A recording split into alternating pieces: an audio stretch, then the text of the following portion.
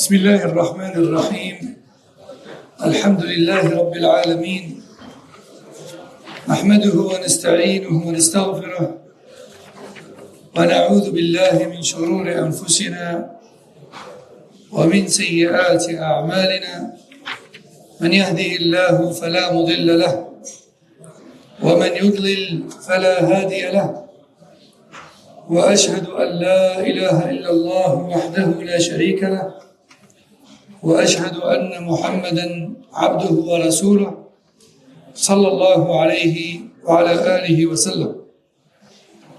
أما بعد، فما زلنا مع الذكر والدعاء للشيخ عبد الرزاق العباد حفظه الله تعالى. قال: فمن فوائد ذكر الله العظيمة أنه يجلب لقلب الذاكر الفرح والسرور والراحة، ويورث القلب السكون والطمأنينة، كما قال تعالى: الذين آمنوا وتطمئن قلوبهم بذكر الله ألا بذكر الله تطمئن القلوب. Nous sommes toujours avec les mérites de l'évocation et de l'invocation d'Allah tabaraka wa ta'ala. Et Cheikh Abdel Razzaq nous dit que parmi les mérites de l'évocation d'Allah, il y a le bien-être, la joie et le repos intérieur que cela procure.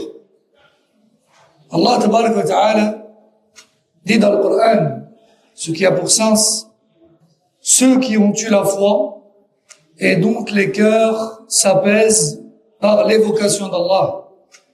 N'est-ce pas que c'est par l'évocation d'Allah que les cœurs s'apaisent? Donc, si tu veux apaiser ton cœur, tâche d'évoquer Allah tabaraka wa ta'ala fréquemment. قال بل إن الذكر هو حياة القلب حقيقة وهو قوت القلب والروح فإذا فقده العبد صار بمنزلة الجسم إذا حيل بينه وبين قوته فلا حياة للقلب حقيقة إلا بذكر الله. ولهذا يقول شيخ الإسلام ابن تيمية رحمه الله: الذكر للقلب مثل الماء للسمك فكيف يكون حال السمك إذا فارق الماء. Plutôt même, le dhikr n'est pas juste une source d'apaisement pour le cœur, mais carrément une source de vie pour le cœur. Puisqu'on a dit plusieurs fois que la véritable vie, c'est celle en laquelle on évoque Allah et on se rappelle de lui.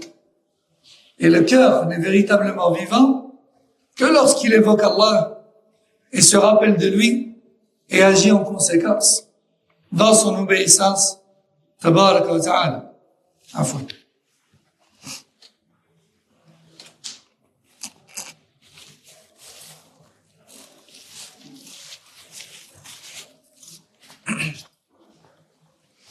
Donc le cœur, les véritables moments où le cœur vit, c'est lorsqu'il évoque Allah. C'est lorsqu'il se rappelle d'Allah, tabaraka wa ta'ala. Le cheikh nous dit, l'évocation d'Allah, c'est la véritable vie du cœur. Et c'est même la nourriture de l'âme. C'est la nourriture de l'âme. Car celui qui n'évoque pas Allah, tabaraka wa ta'ala, est semblable au mort. Il est semblable au mort. Et rappelez-vous la parole du prophète sallallahu alayhi wa sallam. Celui qui évoque Allah et celui qui ne le fait pas sont semblables au vivant et au mort. C'est pour ça qu'Ibn al-Qayyim dit, comme le rapporte ici Cheikh Abdel Razzaq, en réalité la plupart de ces paroles sont tirées d'Ibn al-Qayyim. Il dit, le rappel d'Allah et son évocation sont la nourriture de l'âme. Si tu te nourris pas, qu'est-ce qui t'arrive? Tu meurs. C'est pareil pour l'âme. Si tu la nourris pas, elle meurt. Elle est là, mais c'est comme si elle est pas là. Elle est là, mais c'est comme si elle est pas là.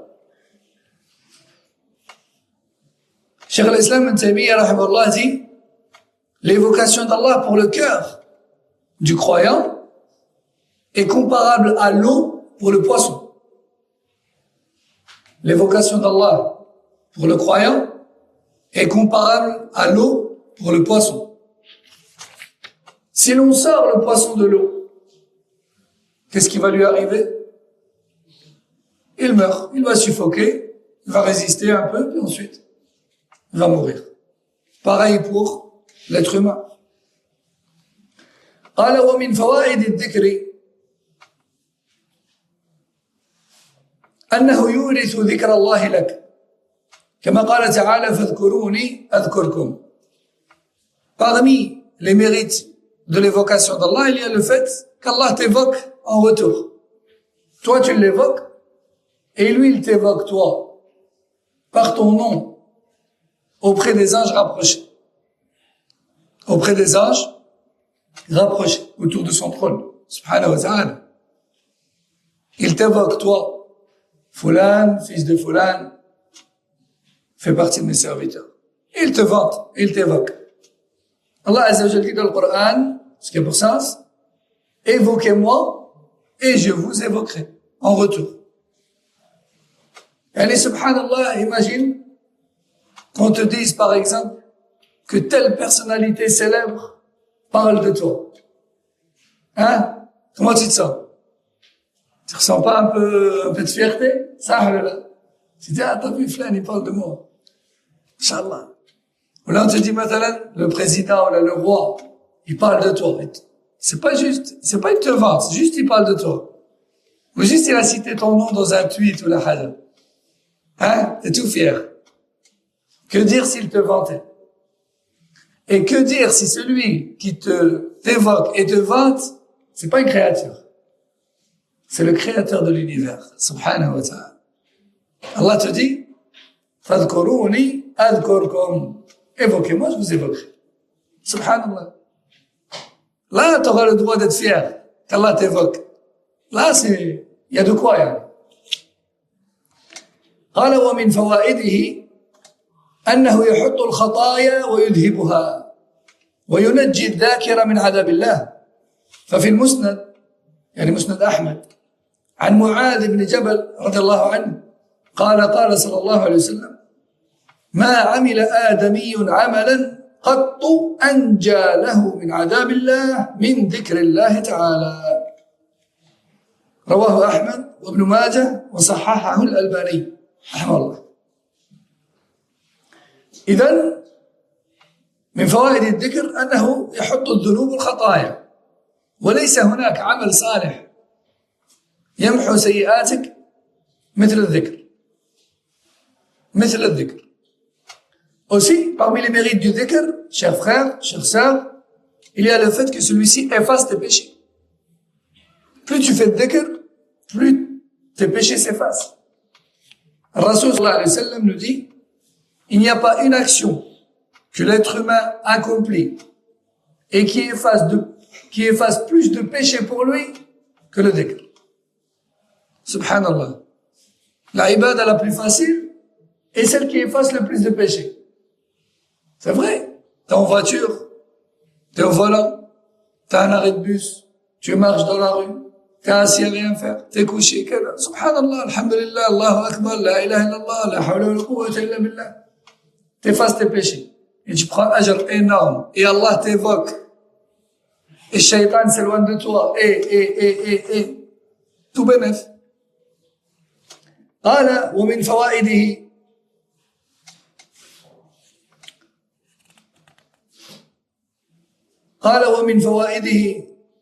قال وفي الصحيحين عن أبي هريرة رضي الله عنه قال صلى الله عليه وسلم فيما يرويه عن ربه تبارك وتعالى يعني في الحديث القدسي إن ذكرني في نفسه ذكرته في نفسي وإن ذكرني في ملأ ذكرته في ملأ خير منه. رواه البخاري ومسلم. Dans un hadith divin, le prophète sallallahu alayhi wa sallam rapporte qu'Allah Azza wa Jalla a dit, Allah Azza wa Jalla a dit, celui qui m'évoque en lui, je l'évoquerai en moi. Yani en secret, tout seul. Celui qui m'évoque en lui, tout seul, je l'évoque en moi, tout seul. Celui qui m'évoque dans une assemblée, qui parle de moi dans une assemblée, je l'évoquerai dans une assemblée meilleure. Meilleure. يعني les anges. قال ومن فوائده أنه يحط الخطايا ويذهبها وينجي الذاكر من عذاب الله.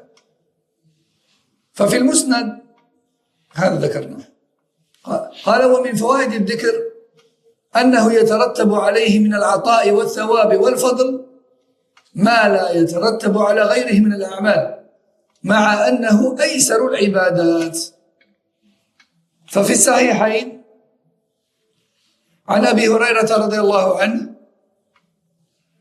أن رسول الله صلى الله عليه وسلم قال من قال لا إله إلا الله وحده لا شريك له له الملك وله الحمد وهو على كل شيء قدير في يوم 100 مرة كانت له عدل 10 رقاب وكتبت له 100 حسنة ومحيت عنه 100 سيئة وكانت له حرزا من الشيطان يومه ذلك حتى يمسي ولم يأتي أحد بأفضل مما جاء به إلا رجل عمل أكثر منه.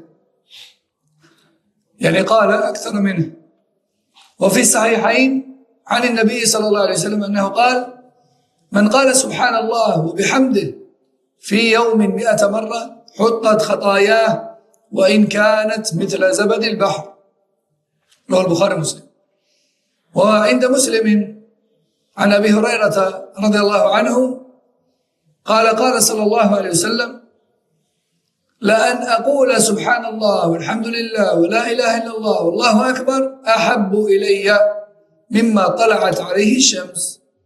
والأحاديث في هذا المعنى كثيرة. ولذلك قال العلماء أن أفضل كلمات تقولها هي هذه الكلمات هي أحب الكلمات إلى الله. قال العلماء إن هذه الكلمات أحب الكلمات إلى الله لأن النبي صلى الله عليه وسلم لا يحب إلا ما يحبه الله ولا يفضل إلا ما يفضله الله.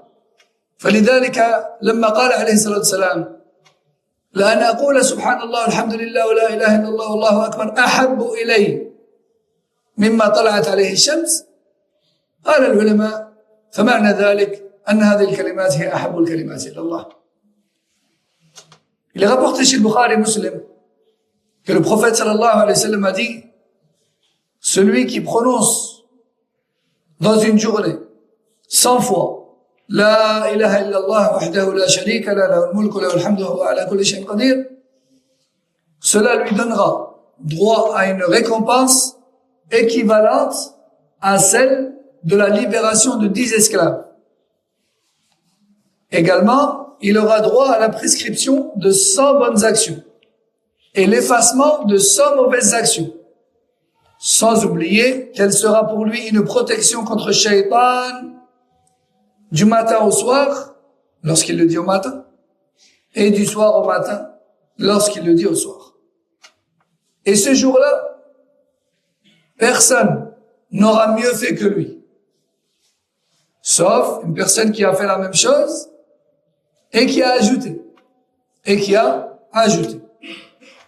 Également, dans le Bukhari Muslim, on trouve la parole du prophète sallallahu alayhi wa sallam, celui qui dit subhanallah wa bihamdih 100 fois, ses péchés seront effacés quand bien même ils seraient aussi nombreux que l'écume de la mer. Tout le monde a déjà été à la mer, je pense. Tout le monde a déjà vu l'écume de la mer, cette mousse que les vagues créent. Eh bien, toute cette mousse, si c'était péché, elle s'effacerait, il s'effacerait juste par subhanallah wa bihamdih 100 fois. 100 fois. Vous imaginez, tout l'écume de la mer, si tes péchés étaient aussi nombreux, subhanallah wa bihamdih 100 fois, les efface. Allahu Akbar. Bien sûr, en méditant sur leur sens. En méditant sur leur sens. Rappelons que التسبيح معناه التنزيه عن النقص والعيب. تنزيه الله عن النقص والعيب. Subhanallah, ça veut dire que tu rejettes d'Allah tout défaut et manquement. Wa bihamdi, alhamdulillah, ça signifie je vante Allah et je le loue justement pour cela, pour le fait qu'il soit parfait. Subhanahu wa ta'ala. C'est tawhid, tawhid al-asma wa sifat. C'est l'unicité d'Allah dans ses attributs. Donc en prenant conscience de cela et en disant Subhanallah wa bihamdi 100 fois, t'effaces tous tes péchés. Bi'idnillah, quand bien même ils seraient aussi nombreux que l'écume de la mer. وهذا من الأدلة على أن التوحيد يكفر الذنوب والمعاصي مهما كانت. Et cela prouve que le tawhid efface tous les péchés, quels qu'ils soient, peu importe le péché.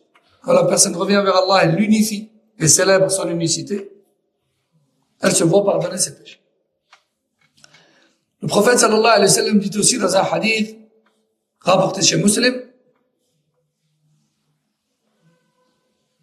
dire Subhanallah, Alhamdulillah, La ilaha illallah, Allahu Akbar, mais préférable que tout le contenu de la dunya.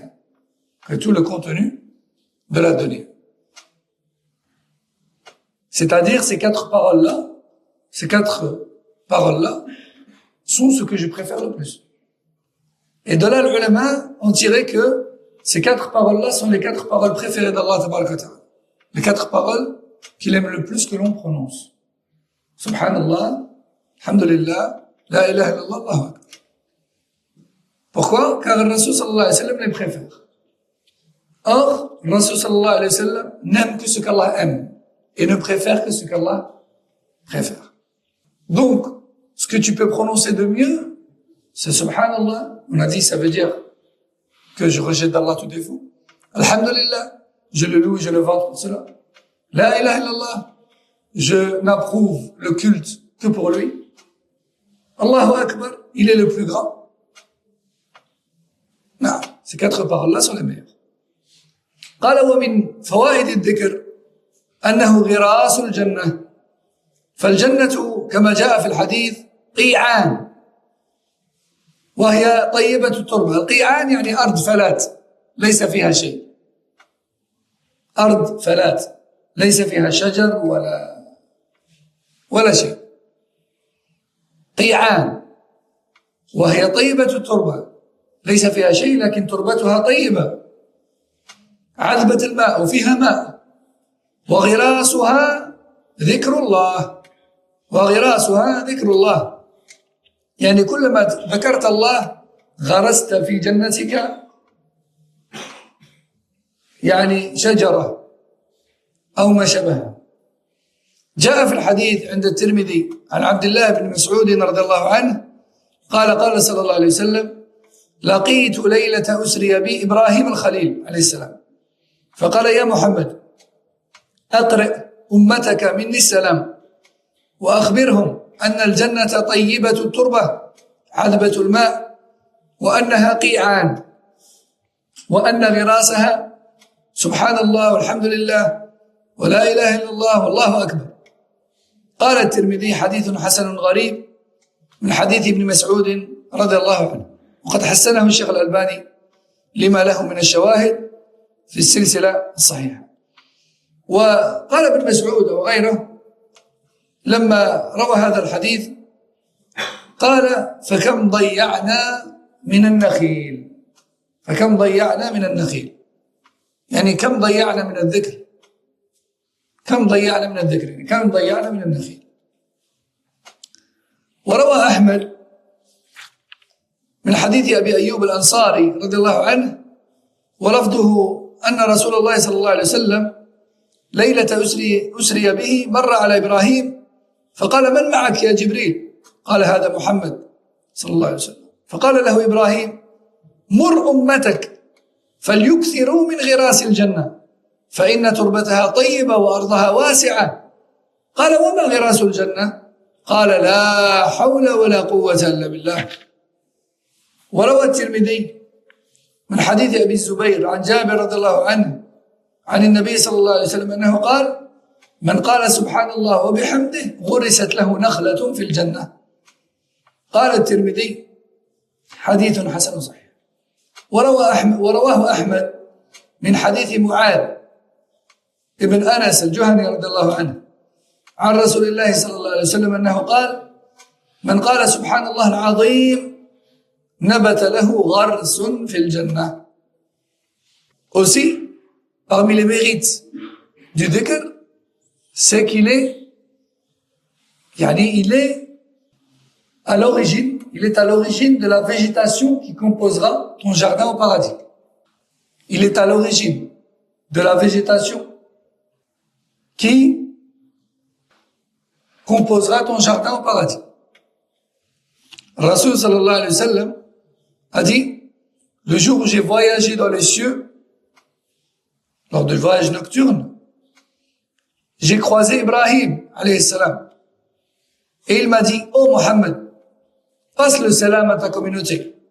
Donc Ibrahim nous a salués. Il dit: passe le salam à ta communauté. Et dis-leur que le paradis a une terre fertile et que son eau, elle est douce et que c'est un terrain vague pour le moment et que sa végétation poussera par la cause des paroles suivantes: Subhanallah, Alhamdulillah, wa la ilaha illallah, Wallahu akbar. Dans une autre version, lorsque Jibril montait dans les cieux avec le prophète sallallahu alayhi wa sallam, il a croisé Ibrahim et celui-ci lui a dit: qui est avec toi? Et Jibril a dit: c'est Mohammed sallallahu alayhi wa sallam. Alors Ibrahim lui a dit: enjoins à ta communauté, ou plutôt ordonne ou recommande fortement à ta communauté de planter un maximum de végétation dans leur jardin du paradis. Car en effet, sa terre est fertile et très vaste. Et le prophète sallallahu alayhi wa sallam lui aurait dit: mais comment planter la végétation de leur paradis maintenant? Et Ibrahim aurait répondu: la hawla wa la quwwata illa billah. Nul ne peut changer quoi que ce soit et nul ne détient la force suprême si ce n'est Allah. La hawla wa la quwwata illa billah. Il a rapporté même dans certains hadiths que le Rasul sallallahu alayhi wa sallam a dit: la hawla wa la quwwata illa billah min kunuz al-jannah. La hawla wa la quwwata illa billah fait partie des trésors du paradis. Donc, subhanallah, tout cela montre, encore une fois, que le but de la création, c'est l'évocation d'Allah. C'est le rappel d'Allah. C'est l'adoration d'Allah. C'est la reconnaissance envers Allah. C'est ça le but de la création. Si on accomplit, si on mène à bien notre mission de vie, on finit où? Au paradis. Voyez? Et le paradis, sa végétation, elle pousse par la cause de quoi? Par la cause de dhikr, l'évocation et le rappel d'Allah Azza wa Jal. Donc, le but premier et dernier, c'est l'évocation d'Allah, le rappel d'Allah, la reconnaissance envers Allah, l'adoration d'Allah Azza wa Jal. C'est ça le but de l'existence. Et ces hadiths nous montrent aussi à quel point Allah tabaraka wa ta'ala veut être évoqué et aime être évoqué. Nous, on a un désir ardent d'accéder à ce paradis. D'accord? Et ce paradis se compose de tes œuvres. Se compose de tes œuvres. Parce que c'est par la cause de tes œuvres qu'il se forme. D'accord? Imagine maintenant qu'une personne te dise moi j'ai un grand domaine, et j'ai beaucoup de terrain vague, je vais préparer quelques parcelles pour toi.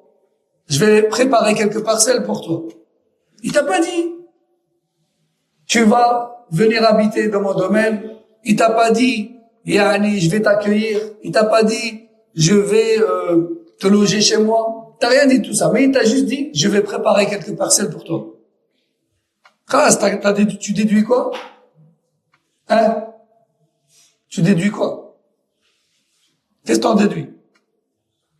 T'en déduis qu'il sous-entend que tu vas habiter dans son domaine, puisqu'il prépare des parcelles et des parties de terrain pour toi. T'en déduis que tu vas habiter dans son domaine, qu'il t'accepte dans son domaine.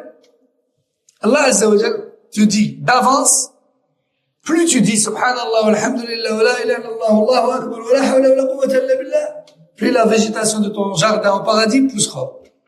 Ça sous-entend quoi? Hein? Que tu entreras, Inch'Allah, au paradis.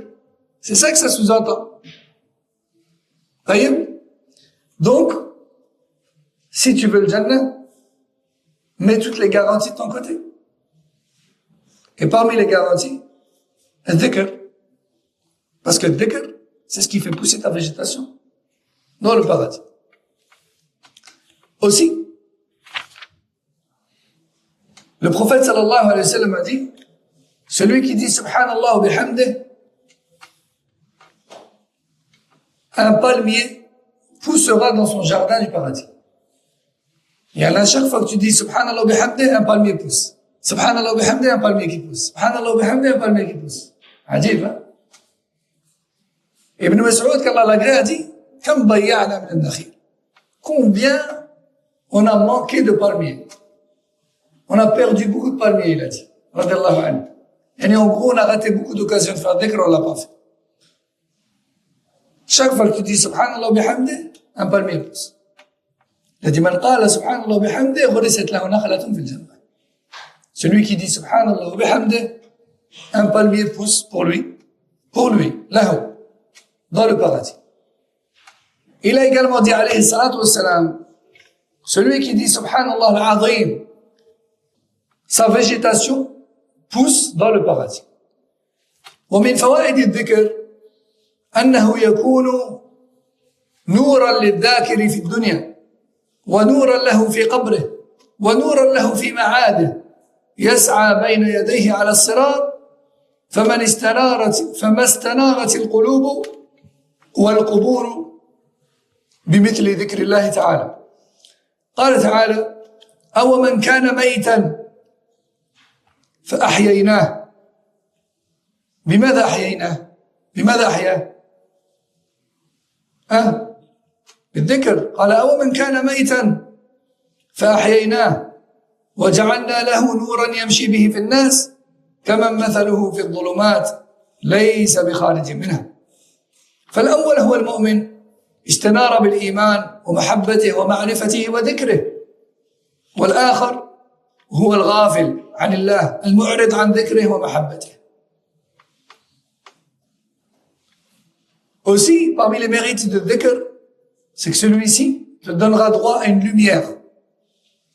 Dans la dunya, dans ta tombe, et dans l'au-delà surtout, lorsque tu devras traverser dans l'obscurité totale un pont dressé sur l'enfer, aussi fin qu'un cheveu et aussi tranchant que la lame d'un sabre. Dans le noir. Dans le noir. Avec l'enfer, dont les flammes ne sont pas rouges mais plutôt noires, d'une fumée aveuglante qui s'en dégage et à la profondeur lointaine, très lointaine.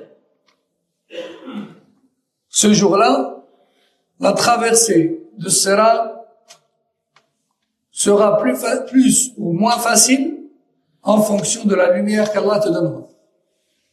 Et ta lumière ce jour-là dépendra, la taille de ta lumière ce jour-là dépendra de ta foi et de ton rappel d'Allah et son obéissance dans la dunya. Allah tabaraka wa ta'ala dit dans le Coran, ce qui a pour sens, celui qui était mort et à qui nous avons redonné vie, de par une lumière par laquelle il circule, est-il comparable à celui qui se trouve dans l'obscurité totale et qui ne réussit pas à en sortir? Cheikh Abdel Razak nous dit, le premier, c'est donc le croyant qui a illuminé son cœur dans la dunya par la foi en Allah, l'amour d'Allah, la connaissance d'Allah et son évocation.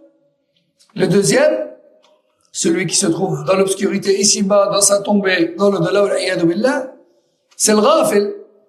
C'est celui qui est dans l'insouciance, qui a oublié Allah, qui se détourne de son rappel et de son amour. والشأن كل الشأن والفلاح كل الفلاح في النور والشقاء كل الشقاء في فواته. ولهذا كان النبي صلى الله عليه وسلم يكثر من سؤال الله بأن يجعله في كل ذراته الظاهرة والباطنة وأن يجعله محيطا به من جميع جهاته وأن يجعل ذاته وجملته نورا. قال صلى الله عليه وسلم في دعائه في ذكر دعاء النبي صلى الله عليه وسلم بالليل كان يقول اللهم اجعل في قلبي نورا وفي بصري نورا وفي سمعي نورا وعن يميني نورا وعن يساري نورا وفوقي نورا وتحتي نورا وأمامي نورا وخلفي نورا وعظم لي نورا. قال كريب أحد رواة الحديث وسبعا في التابوت فلقيت بعض ولد العباس فحدثني بهن فذكر عصبي ولحمي ودمي وشعري وبشري وذكر خصلتين. فالذكر نور لقلب الذاكر ووجهه وأعضائه ونور له في دنياه وفي البرزخ وفي يوم القيامة. وجاء هذا الدعاء أيضا في المشي إلى المسجد. Donc, ce qui doit être ton but dans ta journée, c'est d'obtenir la lumière. Et cette lumière, elle s'obtient par le fait de te rappeler d'Allah et d'agir en conséquence. La journée du musulman, elle est rappel d'Allah, en fait. Lorsque tu te réveilles, tu évoques Allah avec le dua du réveil. Lorsque tu sors de chez toi, le dua, l'évocation d'Allah lorsque tu sors de chez toi. L'évocation d'Allah lorsque tu montes à bord de ta monture. L'évocation d'Allah lorsque tu arrives à un endroit. L'évocation d'Allah lorsque tu rentres dans le marché ou le supermarché, selon l'avis qui authentifie le hadith. L'évocation d'Allah lorsque tu entres à la mosquée, lorsque tu en sors.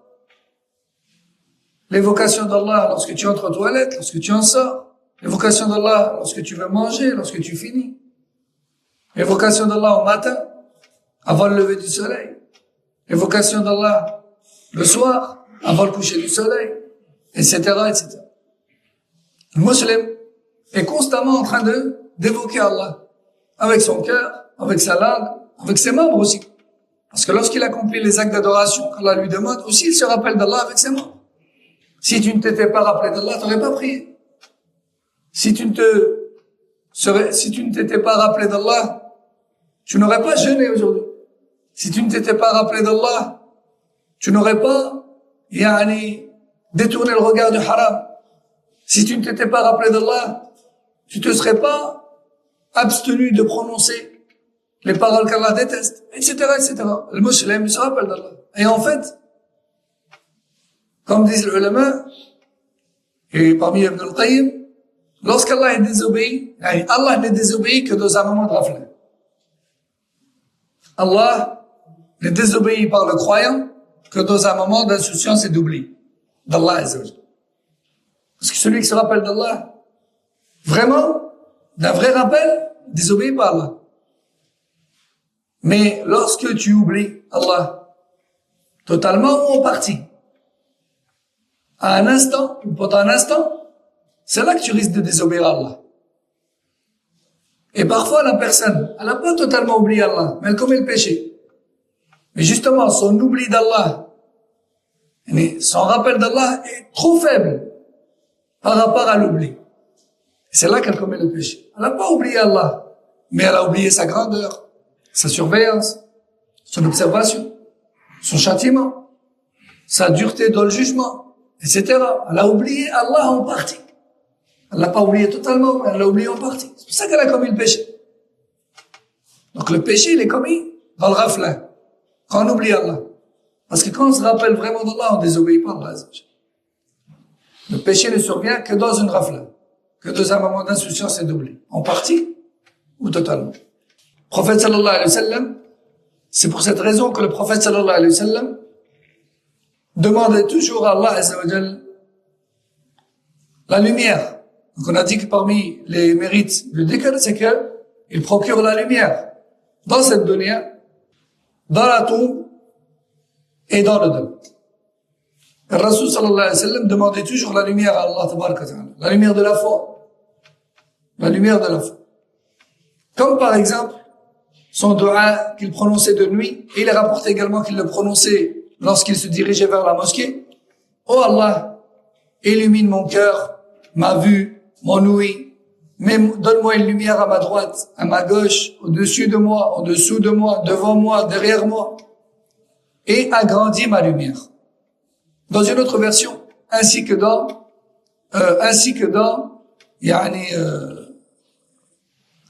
ma chair, ainsi que dans mon sang, dans mes cheveux, dans ma peau, etc., etc.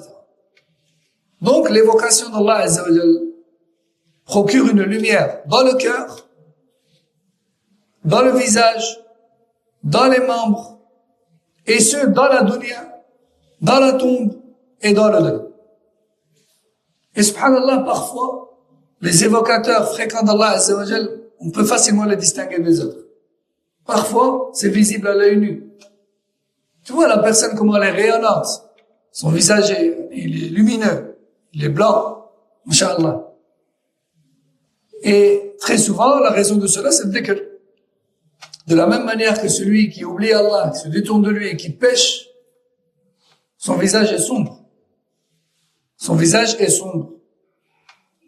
قال وبهذا نختم ومن فوائد الذكر أنه يوجب صلاة الله عز وجل وملائكته على الذاكر ومن صلى الله عليه وملائكته فقد أفلح كل الفلاح وفاز كل الفوز.